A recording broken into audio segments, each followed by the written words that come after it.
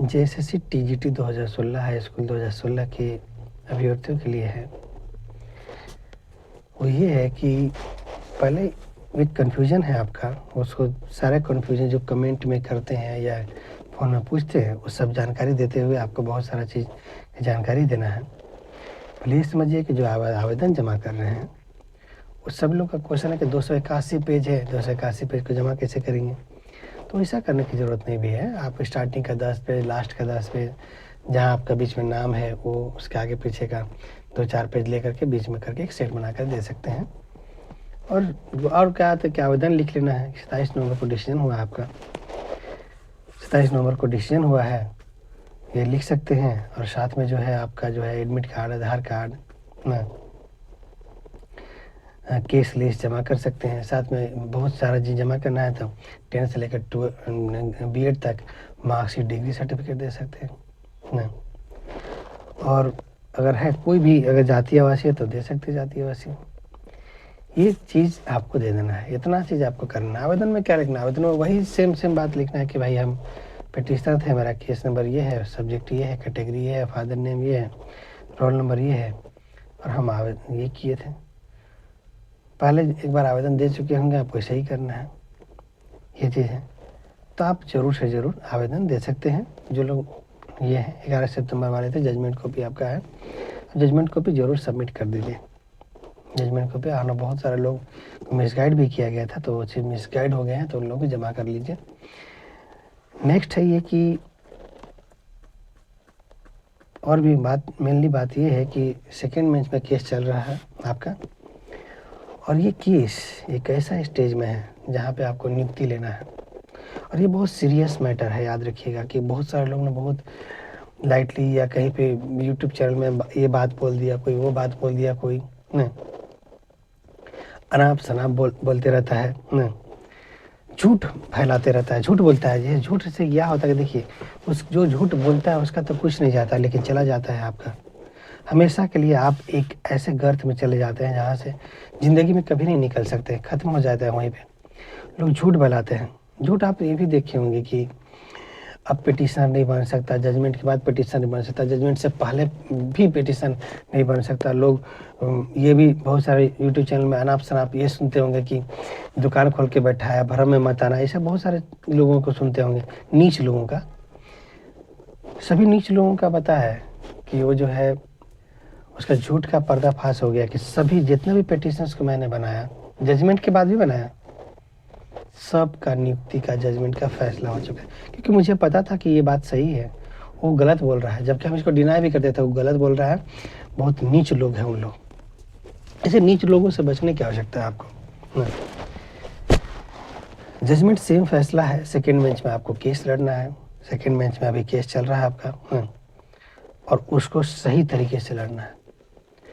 और वैसे लोग जो पहले झूठ फैलाते थे, अनाप शनाप बोलते थे कि बोलते 1700 सीट खाली है, तो ये है तो वो है, तो वैसे लोगों, जबकि हम पहले बताते थे कि पहले हम बार बार बोलते थे कि 9000 के आसपास सीट है, तो कुछ लोग ना अनाप शनाप बकता था कि ये ऐसा बोल रहा है वैसा बोल रहा है। जबकि आज आपको साबित है कि 6000 आपका लगभग सीट खाली का आदेश कोर्ट की तरफ से है। बाकी के लिए भी सीट खाली है, जिसके लिए कोर्ट जांच बैठा दिया था। ये भी पता है कि आपको, ये भी बात बोलते थे हम उस समय कि जो एसएससी जो कोर्ट में बोल रहा है वो सब झूठ बोल रहा है, गलत सलत जानकारी दे रहा है ना।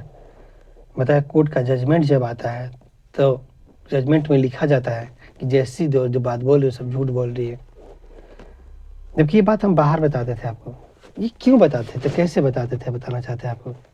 देखिए, एक इंसान होता है जो कि समझता है और दूर उसकी बातों से समझ जाता है कि ये गलत बोल रहा है, झूठ बोल रहा है कि क्या बोल रहा है।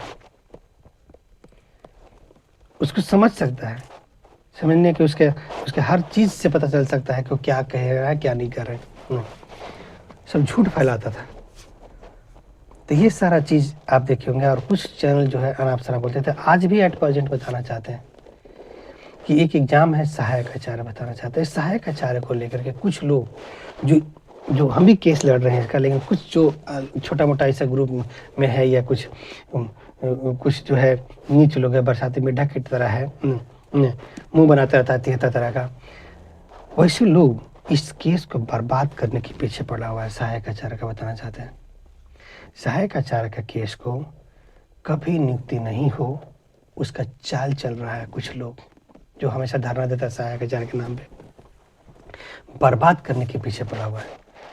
जबकि ये बहुत सीरियस मैटर है, नियुक्ति चाहिए छात्रों को, बहुत ही इम्पोर्टेंट था। ऐसे अभी भी आपको बताना चाहते हैं, एट प्रेजेंट अभी भी अनाप शनाप करके सहायक आचार्य के केस को बर्बाद किया जा रहा है। अभी जो है आप हाई स्कूल 2016 का केस जीतने के बाद, आज जीत हो चुका है छात्रों का, नियुक्ति होगा, उसका नियुक्ति लेना है। नियुक्ति के लिए एकजुटता और यूनिटी की ज़रूरत था, इसलिए बहुत ज़्यादा इसमें फॉर्मूला की ज़रूरत नहीं है। फॉर्मूला की सिर्फ इतनी ही ज़रूरत है कि आपका फर्स्ट बेंच का डिसीजन हो गया, आवेदन जमा हो चुका, आवेदन नहीं जमा किए जमा कर लीजिए नहीं। और आगे सेकेंड बेंच में यूनाइट होकर लड़ने की ज़रूरत था। यहाँ पे देखिए हमारा हाई कोर्ट का एडवोकेट तो ही है, वो तो हमेशा ही हम लोग के साथ में है, लेकिन कुछ लॉयर की ज़रूरत था हम लोगों को जो बाहर से भी आकर के इस केस को लड़े, उसके लिए ज़रूरत है। तो कुछ यूट्यूब में जो गंवार टाइप का है, आप देखते होंगे कि यूट्यूब में गंवार टाइप का 2-4-5 लोग हैं यूट्यूब में आना अपना बकते रहते हैं, तो वैसे लोग कर रहे हैं। देखिए उससे कहने से कोई फ़र्क नहीं पड़ता है, लेकिन फ़र्क तब पड़ता है जब लोग जिनको न्याय मिल सकता था वो न्याय कभी नहीं पा पाएंगे, वो कभी न्याय ले ही नहीं पाएंगे।